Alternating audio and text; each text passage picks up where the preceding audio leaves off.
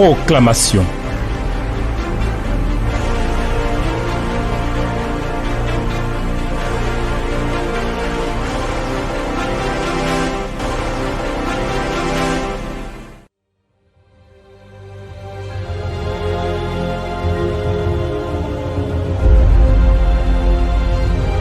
Proclamation.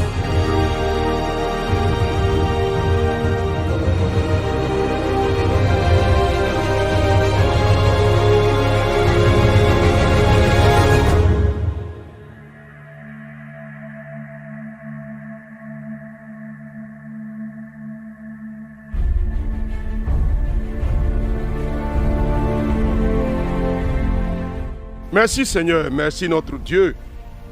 Toi le fidèle et le véritable. Ah Seigneur, tu es bon pour nous. Et ta parole est bonne. Elle nous fait du bien. Et nos cœurs se réjouissent pleinement en toi. Merci pour la fidélité, pour la bonté, pour la grâce que tu déploies. À toi la louange. Seigneur, je suis heureux de me tenir là pour cette rencontre de proclamation. Bénis ces instants. Bénis ces instants. Et donne-nous d'avoir toute la grâce de ton esprit pour qu'elle se manifeste en notre faveur au nom de Jésus. Amen. Chers amis, on dit qu'il y a un choix à faire. Il y a un choix à faire. Vous savez, c'est le principe de la vie. C'est le principe de la vie. Il y a un choix à faire. Et aujourd'hui encore, nous allons en parler. Il faut que nous fassions les bons choix parce que Dieu aime les bons choix.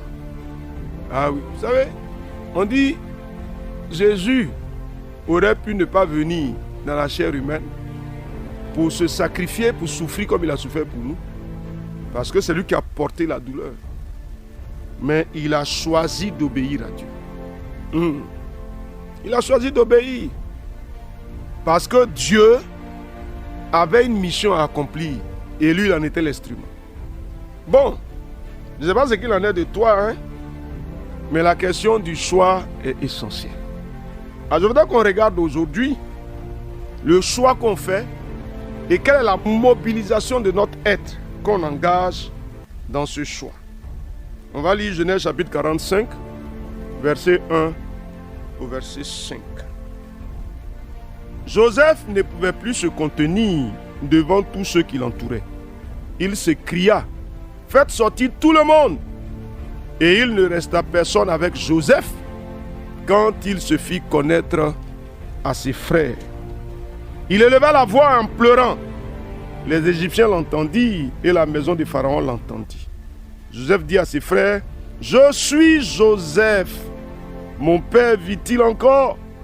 Mais ses frères ne purent lui répondre car ils étaient troublés en sa présence. Joseph dit à ses frères, « Approchez-vous de moi. » Et ils s'approchèrent.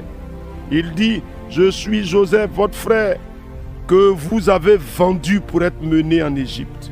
Maintenant, ne vous affligez pas et ne soyez pas fâchés de m'avoir vendu pour être conduit ici, car c'est pour vous sauver la vie que Dieu m'a envoyé devant vous. » Amen. Oh, on peut acclamer le Seigneur encore.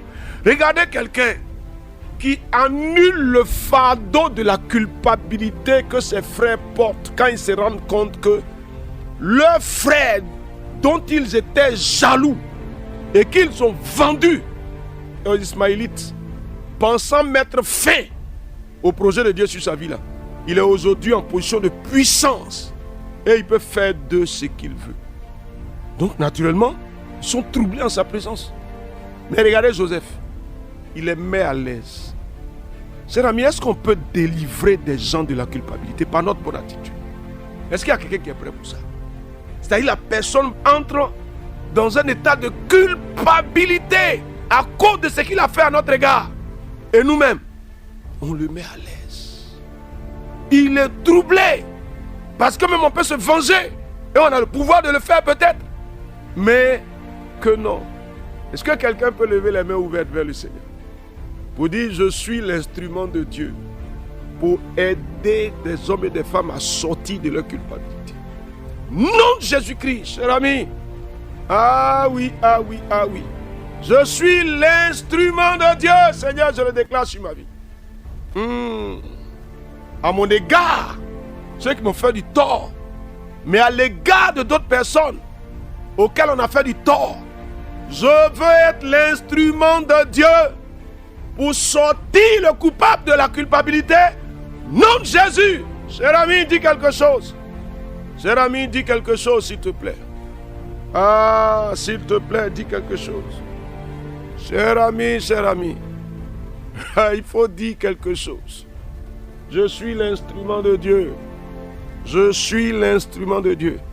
Joseph a été un instrument pour sortir ses frères de leur torpeur, de leur crainte, de leur trouble. Mais c'est la même chose quand nous allons prêcher l'évangile dans les rues. On ne nous a pas demandé d'aller accuser les gens, mais on nous a demandé de les aider à sortir de leur culpabilité. Parce qu'il y en a qui vivent des expériences de culpabilité terribles. Mais notre évangile doit les affranchir de ça. Ah oui, notre évangile n'est pas un évangile d'accusation, où on va dire aux gens que tu iras en enfer, parce qu'ils sont déjà sur le chemin de l'enfer. Donc dis-moi, l'instrument que tu es, Seigneur, je suis un instrument de grâce. Ah mon Dieu. Alors regarde ici, je vais attirer ton attention sur quelque chose. Joseph a reconnu ses frères depuis longtemps. Quand vous lisez le récit, il a reconnu ses frères depuis longtemps. Il les a un peu secoués. Mais il avait le pouvoir de les traiter comme il veut, parce qu'il est le premier ministre. En dehors de Pharaon, c'est lui qui a le pouvoir. Pharaon a le trône. Mais toutes les décisions pour l'Égypte, là, c'est Joseph qui prenait. Donc, il suffit que Joseph donne un ordre, et puis ceux-là, on va les traiter comme il faut, selon la colère. Mais regardez Joseph. Il leur dit, Dieu m'a envoyé devant vous. Oh, chers amis. Je vais poser la deuxième question. Est-ce qu'il y a quelqu'un qui veut être une porte ouverte par l'Éternel en faveur de ceux-mêmes qui lui ont fait du mal? Cher ami, est-ce que tu es prêt pour ça? Vous dites au Seigneur, je suis une porte ouverte en faveur de ceux qui m'ont même fait du mal. Au nom de Jésus-Christ. Seigneur, je livre ma vie comme une source de bénédiction pour ceux qui me font du tort. Au nom de Jésus. Ah, chers amis, ce que je vous demande là, c'est compliqué, hein? Ah, mais c'est ça qu'il faut faire. La théorie personnelle que j'ai développée en lisant la Bible, c'est que je ne vais pas me charger du péché de quelqu'un. C'est-à-dire des actes que les gens posent, déjà qui sont un péché devant Dieu.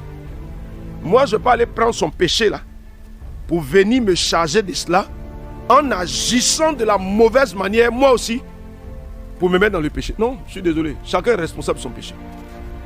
En tout cas, moi, je choisis de laisser tomber la colère. Ou bien, qu'est-ce que tu dis? Je choisis de laisser tomber la vengeance.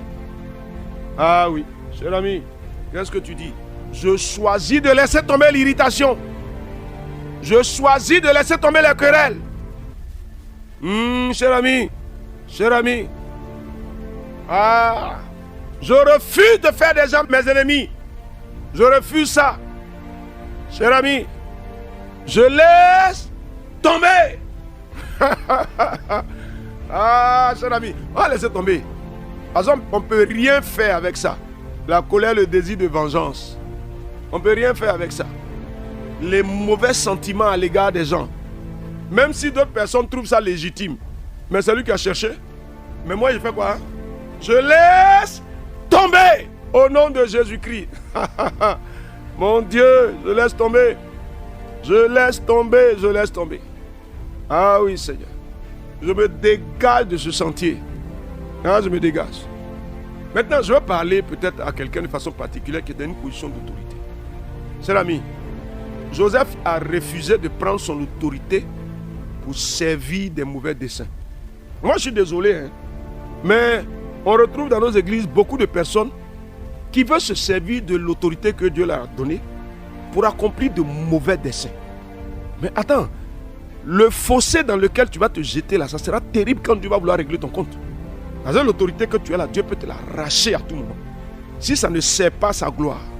Donc je veux que toi et moi, on soit vrais à cette heure-là. Quand tu dises au Seigneur, l'autorité que tu m'as donnée, je veux m'en servir pour te glorifier. S'il te plaît. Donc ça veut dire quoi? Si ce que tu veux faire ne glorifie pas l'Éternel, tu fais quoi? J'arrête ça. Voilà Joseph, c'est un exemple dans la Bible. Il avait toute l'autorité. La deuxième personnalité de l'Égypte. Mais l'autorité que Dieu lui a donnée en Égypte, là, il n'a pas voulu se servir de cette autorité-là pour de mauvais desseins. Donc je veux que tu parles. Quand tu dis au Seigneur, je refuse d'utiliser l'autorité que tu me donnes pour de mauvais desseins. Je refuse ça. Au nom de Jésus-Christ, il faut parler s'il te plaît. Maintenant, si tu t'es engagé sur des sentiers de ce genre, comme tu es par exemple un responsable dans une structure, et il y a des gens qui travaillent sous tes ordres, donc il y a quelqu'un que tu n'aimes pas personnellement, parce que d'après toi il se comporte mal. Donc tu veux te servir de cette autorité-là pour brouiller les sentiers de sa vie. Il faut dire je refuse ça. Je refuse ça. Donc tu veux te servir de cette autorité-là pour lui créer des problèmes. Il faut dire je refuse ça. Ou alors tu es un chef quelque part. Et tu es dans l'église aussi. Mais par jalousie, il y a quelqu'un qui te dérange. Donc tu veux te servir de ton autorité-là pour mélanger sa vie. Il faut dire je refuse ça. Je refuse ça. Vous savez, c'est malheureux de dire que nous sommes chrétiens et puis de se servir de l'autorité que Dieu nous a donnée pour créer des problèmes aux gens. Il faut refuser ça, cher. Si tu as engagé un processus comme ça, il faut arrêter ça maintenant. Et puis déclare de ta bouche, Seigneur, l'autorité que tu me donnes, elle servira à ta gloire. Ah, c'est la bonne chose qu'il faut dire. Joseph nous en donne l'exemple. Béni sois-tu, Seigneur, parce que tu me donnes la bonne attitude. Merci, Saint-Esprit, parce que tu nous interpelles. Merci, Saint-Esprit, parce que tu nous convaincs. Tu ne nous laisses pas nous enliser dans de mauvais sentiers. Saint-Esprit, tu nous accordes la grâce de te révéler à nous, de parler à nos cœurs. Au nom de Jésus-Christ, de nous réorienter, de nous arrêter quand nous marchons sur de mauvais sentiers, de nous interpeller quand nous servons de mauvais desseins. Seigneur, gloire à toi pour ton esprit de grâce qui demeure avec nous. Chers frères, il y a de bonnes choses pour nous. Oui, Dieu est fidèle pour nous bénir selon sa parole. Que la grâce du Seigneur soit avec chacun de vous. Au nom de Jésus. Amen. Oui, Genèse chapitre 45, verset 1 au verset 5. Allons-y, travaillons. Dieu est dans le ciel et il agit en notre faveur. Au nom de Jésus. Amen. Proclamation. Dieu bénisse votre journée.